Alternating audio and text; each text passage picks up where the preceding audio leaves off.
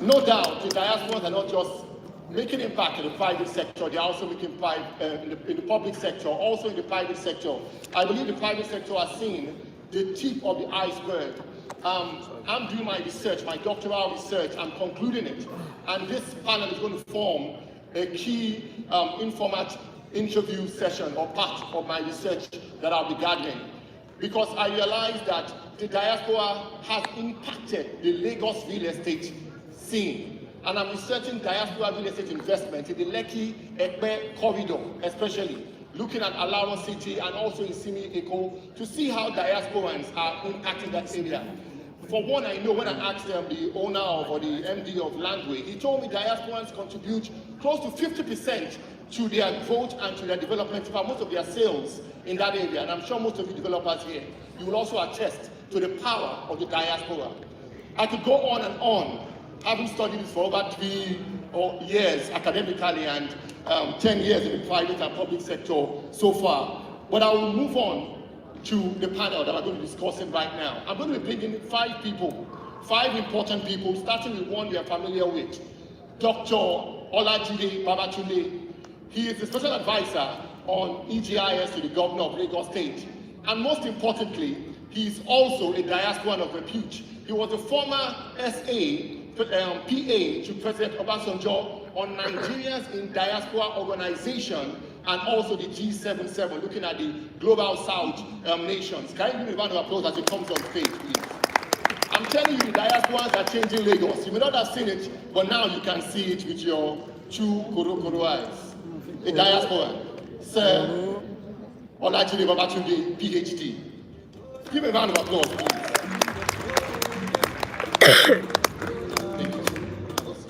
Secondly, we have Mr. Frank Ochi. He is an ambassador by excellence of the National Association of Realtors, NRA, in the United Kingdom, based in Los Angeles. Can you give me a round of applause, please? United States, based in Los Angeles. Yes, sir. We also have Chimi Stephen Adeyemi, or Adeyemi. She's the founder of Century 21, the signature service for real estate based in Toronto, Canada. Pardon my introduction if I do confuse your name. Timmy, give her a round of applause, please. The diaspora also. And we have someone who deals with diaspora, on research basis. Can you please welcome Dr. Roland Igbinoba. He's the founder of Peace and Housing Company, Research and Development Company, please. Can you give me a round of applause, please? Dr. Roland. I think he will be joining us shortly. While Dr. Roland finds his way here, I'd like to also invite someone who is very, very important in our conversation. Because when we were setting up the Office of Diaspora Affairs, we had to go and benchmark some of our studies in our sister nation, Ghana. We studied the diaspora office, the diaspora, what they did there, and they're doing amazing work. I would like to invite the founder and CEO of Ghana Real Estate Professional Association, Lady Victoria Ose Samba. Give her a Lagos round of applause.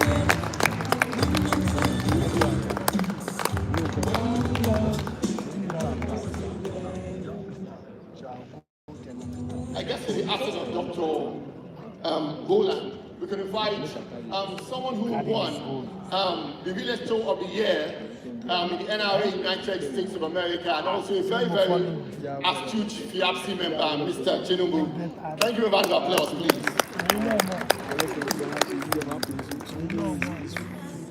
You can see the diaspora there. We're doing big things. I have a couple of questions that I'll be asking members of this panel as we discuss and look at the diaspora impact or diaspora real estate investment in the Lekki-Ekpe corridor. I want you to know that that corridor is the fastest growing corridor in Africa when it comes to real estate development. And my first question that I would like to ask today, to investigate and look deeper into the issue that pertains to diaspora real estate investment, is one, from your experience What are the major reasons Nigerian diaspora investors choose to invest in Lagos State, particularly within Lekki-Ekpe corridor? Can Dr. Babachidi please answer? Okay, I'll repeat that. From your experience, excuse me. Sorry, Mr. Olu Amoso, please, you're meant to be on the panel as well. Please put your hands together for him. Thank you.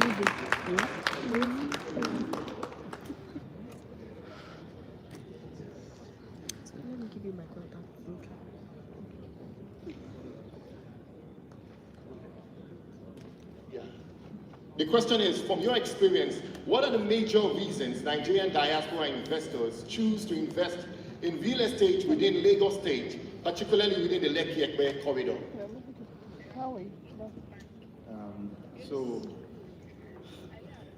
I will answer this question by telling a little story, if you don't mind. When I was very young, I found myself working in the office of the president, under the office called NIDO, that's Nigerian Diaspora Organization, and G77, being the poorest 77 nations of the world.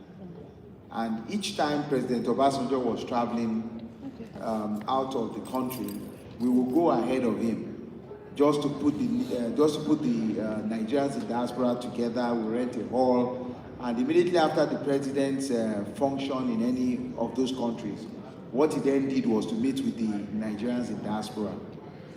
And there was one thing that resonated, which is the fact that we want to come back, but we need housing. We have money to invest, in houses for ourselves in Nigeria. And we also have money to invest, to encourage other Nigerians to have quality living. The second thing that I think also resonates with me today is the fact that they were also ready to come back to Nigeria and apply the skills that they have gained, from the different countries that we visited. So one of the major motivating factors for the Nigerians in diaspora to come back to Nigeria and actually invest in housing is because they have only gone on a journey and their intention is to return home. And where do they return to? They need to return to a shelter that is comfortable, that they can call their own. So if we provide the enabling environment, which is you give them the land, you ensure that they also have, they are building approvals, and you have agencies like LASRERA. I think we should give them a round of applause to protect their investment. They are motivated to come back home because no matter how long you journey, they want to come. Thank you very much, Doctor, for that. So in what ways do diaspora real estate investment in Lagos State contribute to economic development of the state? Do you think it has helped create more opportunities for the state in terms of infrastructure and revenue generation? This is a very, very important question because I believe most times, we have been looking at the diaspora as consumptive remittance providers. Now, how can we transverse into infrastructure development? Who would like to answer that? Should we go to Dr. Fan? Okay. That in what ways do diaspora real estate investments in Lagos State contribute to economic development of the state? And do you think it has helped create more opportunities for the state in terms of infrastructure and revenue generation? So, diaspora investment in terms of real estate is very important. And whether you're buying homes or you're investing in business, that's to an extent a revenue to Lagos State, whether it's through taxes, service provision, those generate some form of revenue for the government. And it will continue to grow as long as Lagos State government continues to do its own share of responsibility And I can see that with what you guys are doing with EGIS, because definitely that's going to encourage more investments, and infrastructure, of course, will be part of that development. Thank you very much for that. And, Sorry, Jermaine, let me just interrupt you and sort of just provide some numbers. You know, so when you talk about diaspora remittances, right? Just like you stated, it's not. The thinking is that it's consumption, okay? But we just recently completed the data report, the State of Lagos Housing Market, the 3rd edition in June, and what we found out, right, is that about 65% of those remittances go into housing or real estate, like, so whether they're buying land, whether it's payment of helping family members for rent, okay, or whether it's just buying a bag of cement or 10 bags of cement, or just fencing a property they bought some 4 years ago. So about 65% of that remittances really goes into housing and infrastructure.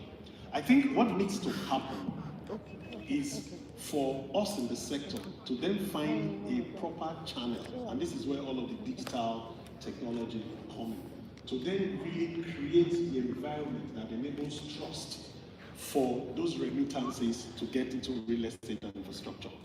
thank you very much for that insightful contribution.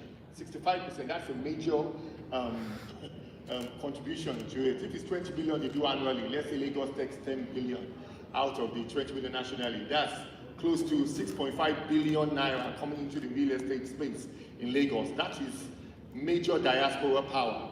And you're going to say something, Mr. Tinubu.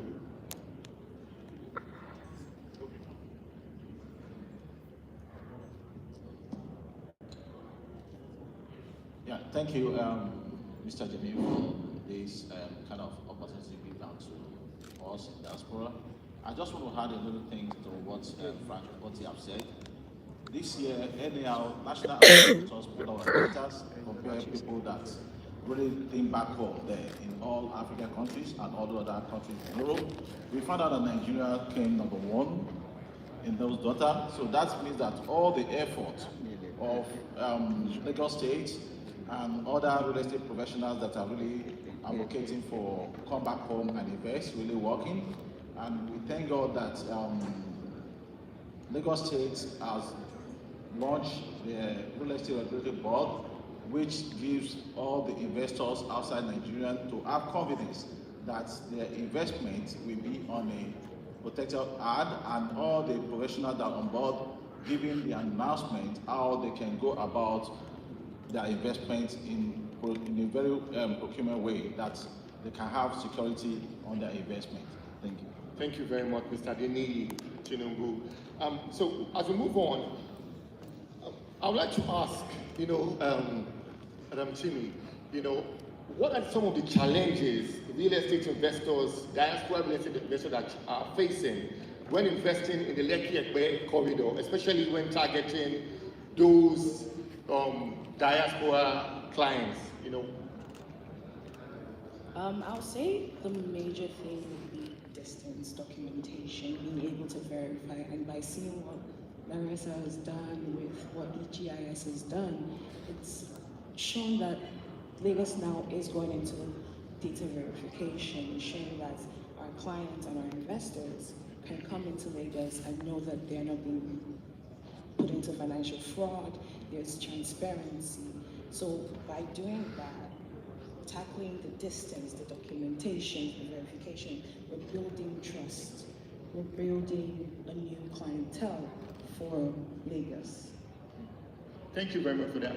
And we have to be real, because many of the diasporans, they want to invest in Lagos, but they see some of the challenges. They hear of demolitions, here, there, and everywhere, in some instances. Places that are not regulated, or people who don't get proper planning permissions, that's why the government will come and demolish. It's not ethnic targeting, it's just based on principles.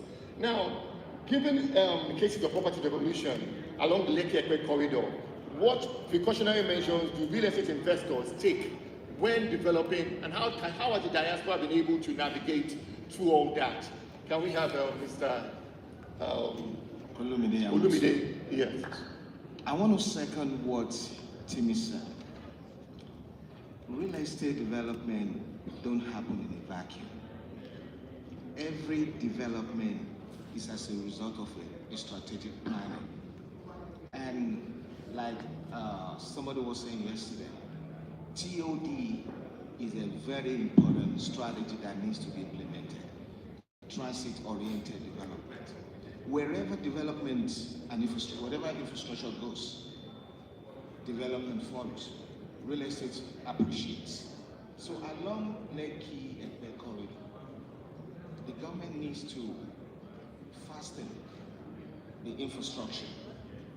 We have Lekki Deep Sea Port, we have the Free Trade Zone, we have Dangote. What are we doing to develop that area? We have almost 100,000 workers within those industries. We need to create affordable housing where people reside. Let people live within their community and work within their community. So those are the things I see that needs to be, introduced within the access. Or if you build it, they will come. And not just the Lagosians, but also the diasporans. And I always tell diasporans to invest where the government is going. When you see development, the Dangote refinery, when you see the Alaro city, when you see progress, that's the direction that you should go. And I would like to segue into a potential opportunity, something we're doing with Lekki Access, with EGIS. We are working on a diaspora city in that area. And I would like Dr. Babatunde to talk to us about that. But before we get into that, I would like Lady Vicky to share some insights, because Ghana has done this kind of thing before. They have what they call their Save Diaspora Park.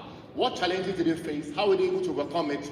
And how can Lagos learn from Accra, from Ghana? Well, thank you. As we have these conversations, I observe that the two sister countries have similarities, and I will always stress on the fact that we should continue to collaborate, we should continue to learn from each other, because that's the only way that we can grow. And Africa, some time ago, people in the US would say Africa is a country. And I'll say today that I think Africa is becoming a country, because it's one country right now. We have to work together and remove the barriers that we have amongst ourselves. Now, to go straight into the question of between Ghana and how Nigeria is learning from Ghana, and of course we're also going to be learning. I was telling Barrister that I think Ghana has to learn from the EPPS system, as well as the other agencies that are into integration right now. I'll quote the real estate preamble right now. Under all is the land, okay? Beneath every building, every home, every city, every economy lies land. So real estate is very important in every economic development. And so when people are traveling, when people are migrating from country to country, the first thing they look for is real estate, okay? So in Ghana, we saw a lot of diaspora engagement, people coming to Ghana. Of course, they think Ghana is a very small country, we're very hospitable. I would say Nigerians are more go-getters than Ghanaians. And so people feel, oh, the Ghana people, they don't like to talk, so they like to come to Ghana before they come to Nigeria to get the experience. So we started seeing a lot of engagement, people coming to Ghana. They come, stay in Ghana, and then they come to Nigeria. And so the Office of the President decided to support this, because they realized there was a lot of money coming from these diasporans, a lot of people who have moved outside the country to live in the United States, UK, and all over, bringing a lot of money in. So it was a very good source of economic development, foreign direct investment. And so they established a diasporan office just to give people dual citizenship, also citizenship to people from, who have the slaves, who have been enslaved. And so the office was officially established to help them with this and also give them incentives to be able to buy property, give them some land, and then give them dual citizenship. This office has been set up since 2018, 2019, and there's a lot of people who have come. In fact, as realtors, when people call, the first thing they're asking about, can I buy property? Anybody moving from the United States to Ghana wants to know if they can own the land. They want to know how they can own the land. They want to know how many years they can own the land. And so the Diaspora office in Ghana is responsible for helping and giving resources to these diasporans. Fantastic. Thank you so much for that. You chime in something. Okay, sir. And that's very important. We have the Lagos State Real Estate Desk, Diaspora Real Estate Desk in the Office of Diaspora Affairs. And with LASRERA, I believe I was here 2 years ago, and we spoke about trust being an issue and how we developers and individuals to work with the diaspora to get more success. So there's a lot we can learn from Ghana. We're going to round up very soon, but we're going to let everyone give like a minute or two their final thoughts on that.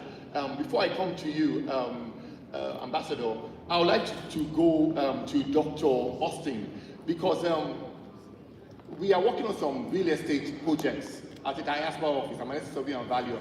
We are working with LSDPC to develop a Badagry Diaspora City, in the Masoto area. Also, give us a round of applause, please. Badagry is the home of the diaspora. Over 300 people were taken daily for hundreds of years from that area. So we are giving them back their land.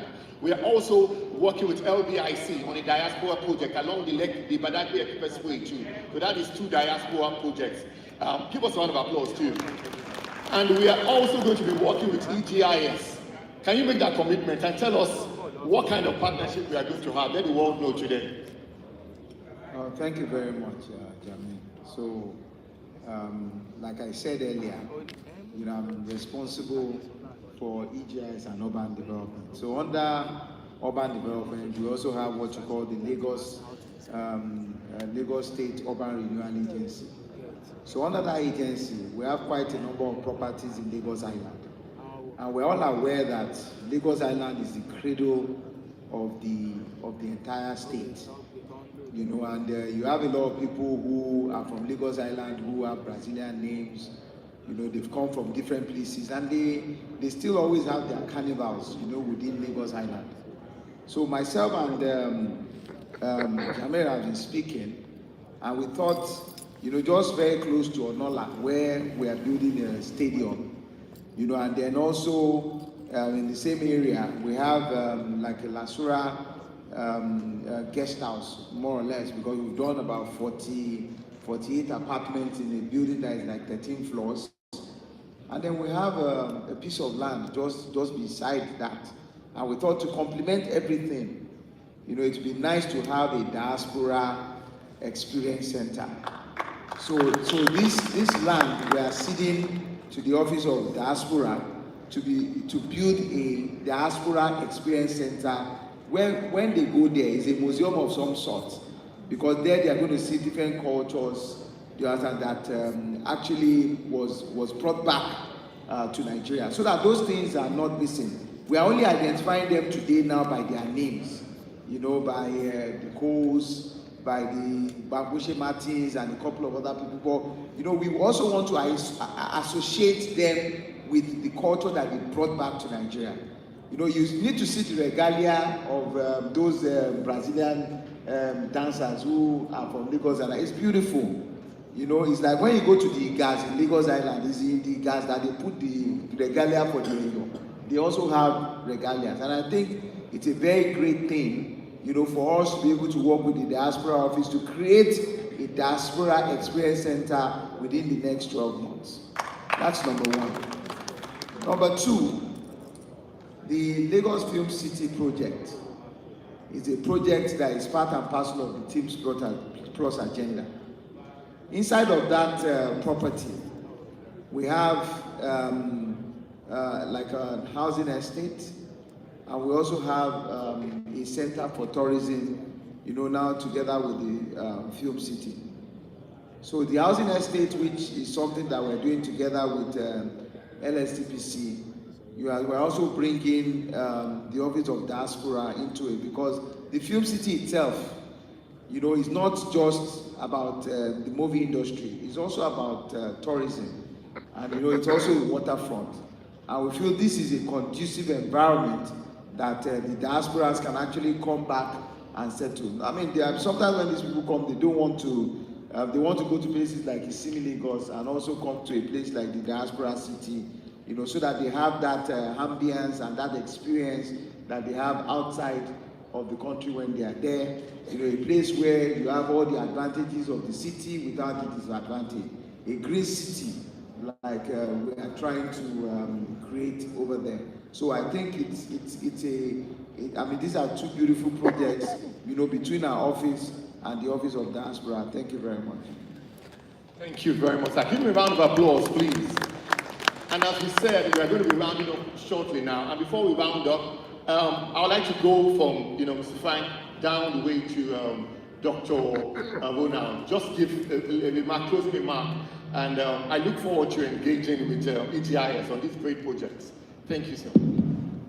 Yeah, so I wanted to say that one of the things I find challenging in Lagos is the fact that there is a lot of construction going on, including building of condominiums and townhomes.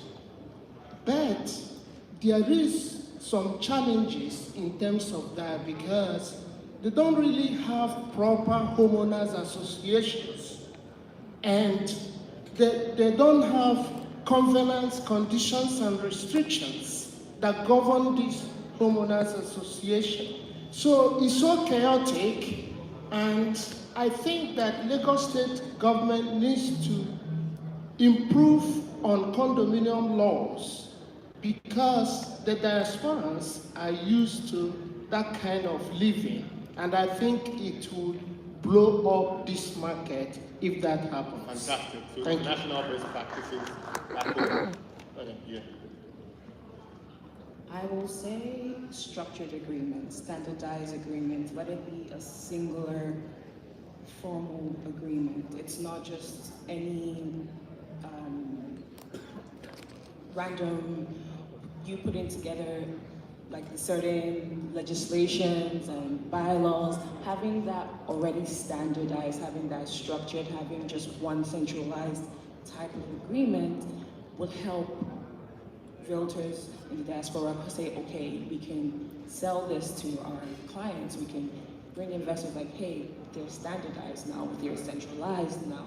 There is no just any random documentation going on. So I feel like that. I think it's fine. Yes, thank you. As a PropTech advocate, I would say that diasporans have a way of looking for property. They're always looking for a verified source, a source that they can trust. Fortunately, in Nigeria, you have the government institutions that are putting together the verified property systems.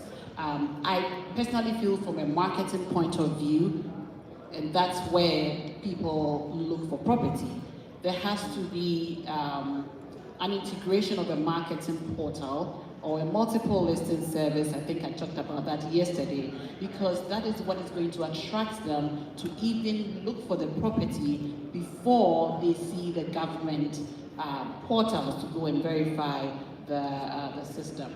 Fortunately, in Ghana, we do have the multiple listing service, and the other layer we have in Ghana is the realtor.com that we syndicate our MLS to. So our properties are being seen on realtor.com International, which is a trusted platform managed by the National Association of Realtors. The buyers in the US and all over, I mean, it's international now. So over 10 countries, they trust the system. And so anytime they're looking for property and they Google it, they see realtor.com, they trust it. So I think I urge Nigerians to also follow suit Association of Estate Agents. I think they are also partners of the National Association of Realtors. They should follow suit and get their properties on Thank you very much for that insight, man. And I think the Lagos State Real Estate Marketplace, we can add Lagos State LSTPC, Ministry of Housing, all these property generating agencies can have one site or one app to have that and to help the diaspora and also Lagosians. But they normally complain, where do we find government property? Thank you very much. Frank, what you talk about home ownership association, Tilo talk about the structure of the institution, and Ichi talk about the digitalization of the properties. So everything cannot come out without, we have a game plan in the industry, which I will advise LASRERA to do a strategic training for real estate agency, how they can be able to incorporate their marketing into digitalized space. Because you cannot be an MLS identity without you have a certification with LASRERA. LASRERA have to issue a code number that will enabling all the real estate agents in Nigeria or in Lagos to have that input into the system. MLS doesn't work if you don't have that code number. And the code number only can be conducted if it's undergoing well-trained agency. And we have Association of Estate Agents in Nigeria is a bilateral partner with NAL. NAL cannot accept LASRERA. Do you understand? So NAL and AEN have to work together so that NAL can come into the case, how they can structure the institution. Then the people in the diaspora will have more confidence on any property that has been listed on either MLS or either Richard.com or Zillow.com. All those ones are the platform with diaspora focus on to market or to sell their product. Thank you very much. So Lagos very right party. Mr. Olumide Amosu. I will speak to one important point from my own perspective. A lot of diasporans are not aware of a lot of services. They don't know what is going on back home. And believe me, a lot want to invest back home, but you cannot invest in something you don't know about. And here comes myself, Jimmy, Kevin, and Godfather. We're championing a cause being raised by Dr. Timothy to kind of create awareness to people starting from Ontario region in Canada, to let them know these are the opportunities back home. If you want to finance, there are provisions for it. If you want to lease, there are provisions for it. Lagos State is doing this. The real estate industry is booming. You are welcome to come back home and do things. So we are working on that. We're going to be setting up a framework on how to get that implemented and bring people on board and let them see what they can do back. Fantastic. We would love to work with you on that too. Thank you very much. Dr. Roland, how did you come to? Okay, so for me, I think one thing has been clear since yesterday, right? There is a massive role for LASRERA. None of these things can happen without LASRERA. That's the truth. As the regulator. So whether you go to, whether you're in Riyadh, or you're in Abu Dhabi, or you're in Mexico, the regulatory authority is the largest or biggest stakeholder when it comes to real estate. And so with what EGIS and SA LASRERA and SAGIS have put together in terms of the digital platform, I think this is some sort of advocacy that I'm doing, that let everybody come into the LASRERA portal. And the truth is, as we enter into January, there will be rewards and there will be sanctions. So I think I just want to encourage everyone, if you are playing in the real estate market, it is time to go to the portal and submit yourself. And don't forget, we're also entering a tax regime from January 1st, 2026 with the NTA. So there are a whole lot of incentives that you can benefit, but you need to be able to point that you are doing your transactions under a regulated entity. So your proof of LASRERA goes a long way. Just like we presented with the building verification platform. There's no reason anybody here should be defrauded when you can go to the verification platform and actually check for the building. So again, just to wrap up, it's sort of an advocacy for all of us to begin to think LASRERA first whether you're on the supply side or you are on the demand side. And especially for diasporans, right? If you want to buy any property, you need to come to LASRERA and check whether this developer is even registered. Because in the first place, why are you doing a transaction with a developer that you cannot confirm that is registered on the LASRERA portal?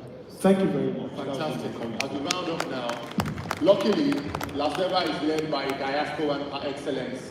Thank you so much, everyone, for listening to us. We look forward to great things. Watch out for the Lagos Diaspora Experience Center in Lagos Island, the Lagos Diaspora City opening in Badagry with LSDPC, Lagos Diaspora Villas with LBIC. These are things that will be completed under Governor Babajide Sanwo-Olu's administration. Thank you so much for your time, and God bless you all. Thank you all very much. So if you're into real estate and you are not registered under LASRERA, please be a part of it. LASRERA will protect you in the event that, even as an agent, somebody is trying to chance you. It's not only agents that try to frisk buyers and sellers, there are also people who want to bully agents. And if you are part of LASRERA, be rest assured that LASRERA would throw its weight behind you. I'd like to invite Madam S.A. to come forward for a group photograph. The SSA on housing, Prince Ayodeji Amadu, ESV, and of course the Chairman of the House Committee on Housing, Honorable Adeshegun Ege. Please stand in between the panelists for this photograph. The next item will be having Frank Nivitz and later Frank Uti. Both of them will be making a presentation, one after the other. Nivitz is coming first and Uti will come afterward. Please move forward. Please move forward.